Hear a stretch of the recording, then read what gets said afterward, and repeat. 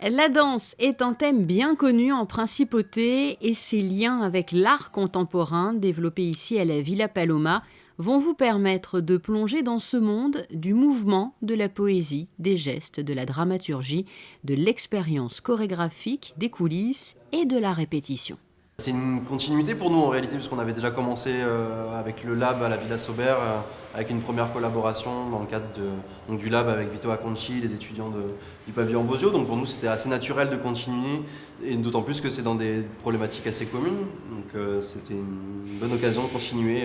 un propos, un dialogue qui avait déjà commencé. Oui, on y associe aussi notre partenaire avec qui on travaille aussi très régulièrement, ce sont les ballets de Monte-Carlo. Donc c'est vraiment l'idée de vouloir travailler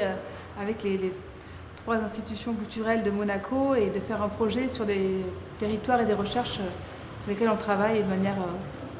vraiment commune depuis un certain temps. Son Altesse royale la princesse Caroline de Hanovre a pu découvrir les œuvres proposées ici au fil des étages de la Villa Paloma, signées entre autres bien sûr Alexandra Bactetis, Émilie Mast ou encore Julien Prévieux, et cette très belle performance qui illustre elle aussi la collaboration entre le NMNM, les SAP et la Compagnie des Ballets de Monte-Carlo. C'est une sorte d'évidence aussi à vouloir essayer de réfléchir à la manière dont la danse s'est infiltrée ailleurs, hors dehors du plateau, et du coup à amener à repenser même la question de l'exposition et du musée, qui ne seront plus des lieux où on vient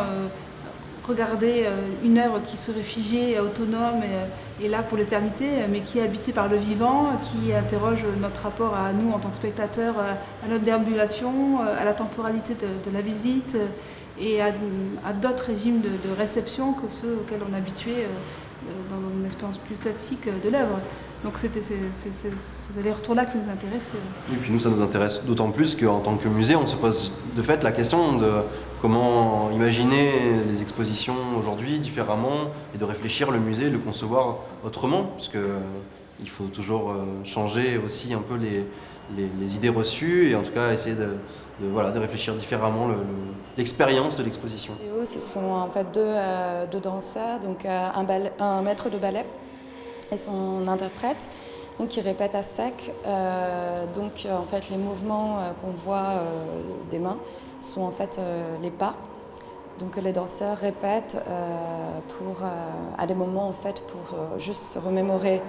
la chorégraphie, les phrases comme on dit, pour éviter d'utiliser le corps en fait. Donc en fait ici, c'est pour ça que je disais un tableau vivant sans le vivant, parce que en fait c'est vraiment cette idée de ne pas utiliser le corps, alors que dans cette exposition tout est à l'œuvre du corps en mouvement, et que justement moi je le fige, je l'arrête presque en fait dans un état